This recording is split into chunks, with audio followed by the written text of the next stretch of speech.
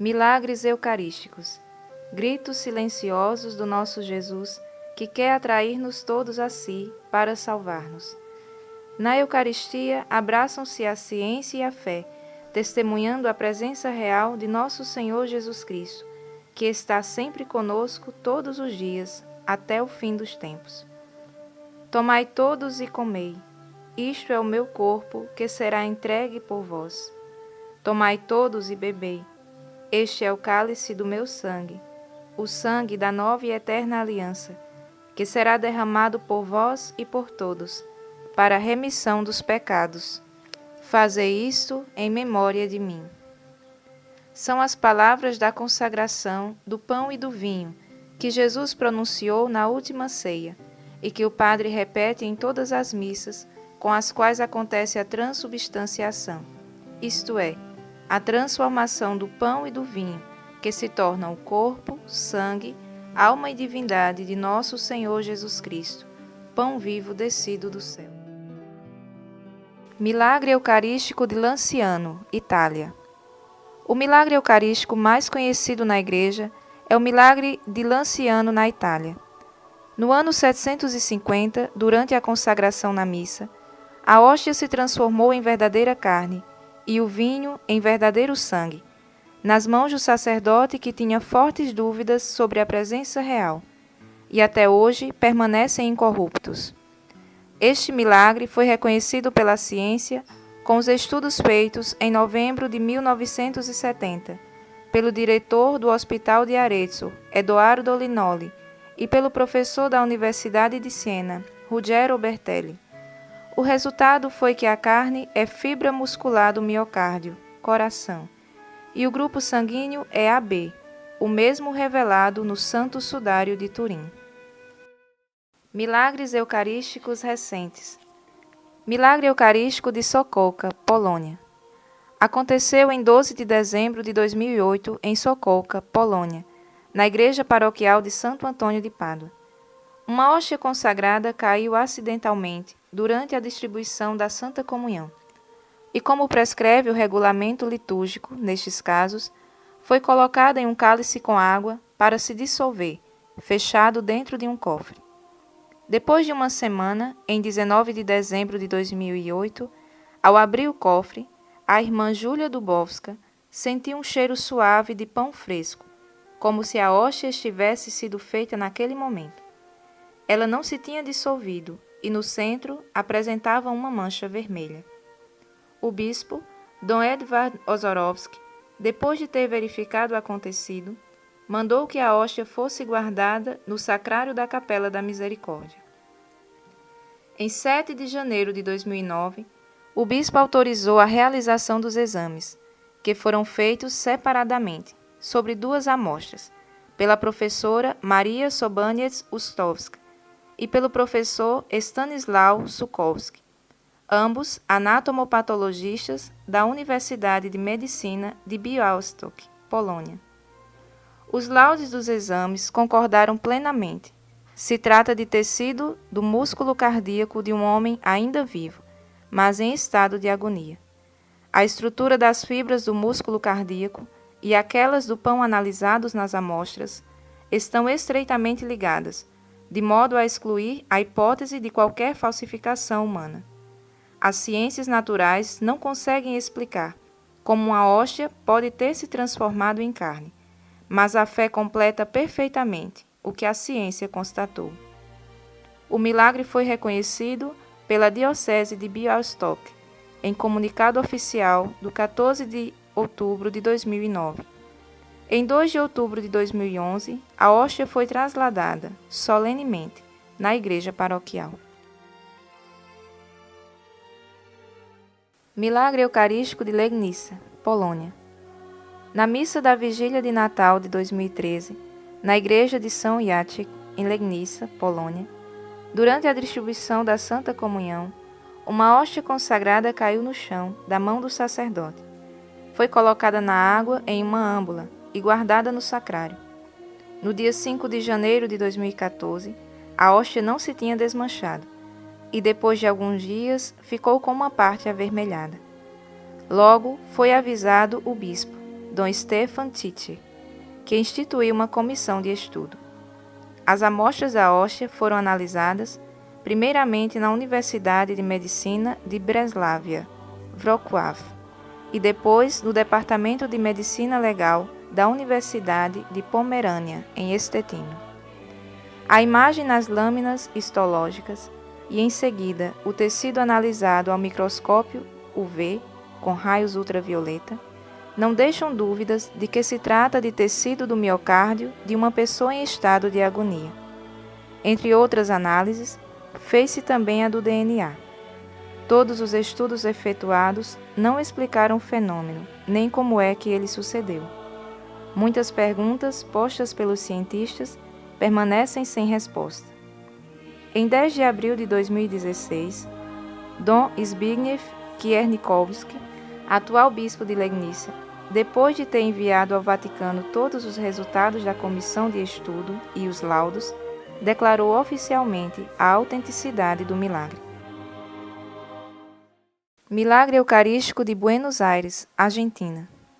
Em 1º de maio de 1992, na Igreja de Santa Maria, em Buenos Aires, Argentina, foram encontrados pedaços de hóstias no corporal do sacrário.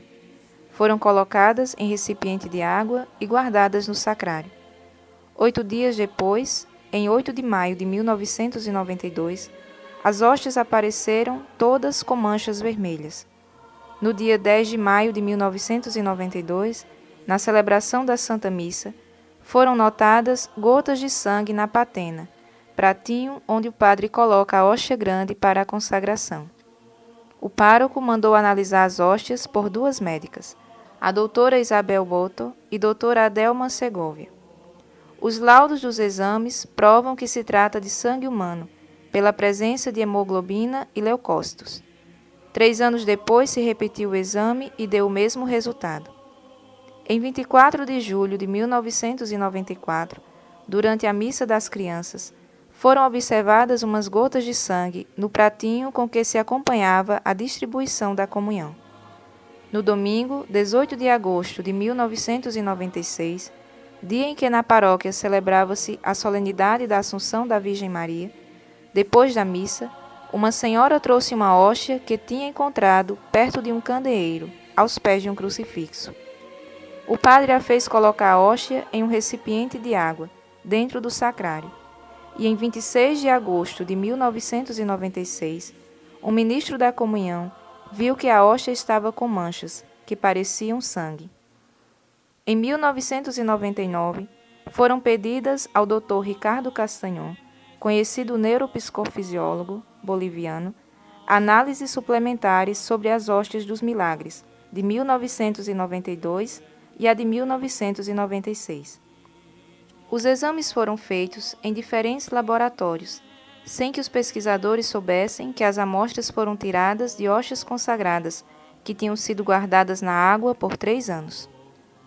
As análises foram feitas na Forensic Analytical, de Hayward, Califórnia, Estados Unidos, pelo Dr. Robert Lawrence, do Delta Pathology Associates, Califórnia, Estados Unidos, pelo professor Walker, da Universidade de Sydney, Austrália. Para aprofundar a questão, as amostras foram enviadas para o maior especialista em doenças do coração, Dr. Frederick Zugib, um dos principais peritos forenses dos Estados Unidos, da Columbia University. Os laudos foram entregues em 17 de março de 2006. Nas amostras das hóstias foram encontrados sangue humano tipo AB, como o do Santo Sudário de Turim e do Milagre Eucarístico de Lanciano. Certa quantidade de DNA igual, isto é, pertencente à mesma pessoa, daquele encontrado no Santo Sudário de Turim, no Sudário de Oviedo e no Milagre de Lanciano. A partir do DNA, se pode automaticamente reconstruir a genealogia da pessoa a quem pertence e identificá-la com precisão. Estranhamente, com o DNA das amostras, os cientistas não conseguiram reconstruir a linha genealógica completa. Como explicar isto? Só a fé pode dar resposta a este enigma. Nós cremos, com base na revelação da Palavra de Deus, que Jesus Cristo, o Filho de Deus, não tinha genealogia paterna humana, tendo sido concebido por obra do Espírito Santo no seio da Virgem Maria. Existência de glóbulos brancos ainda vivos inexplicável cientificamente, uma vez que eles não sobrevivem fora do corpo por mais de 1 hora. Tecido muscular do ventrículo esquerdo do miocárdio, responsável pelo bombeamento do sangue em todo o corpo.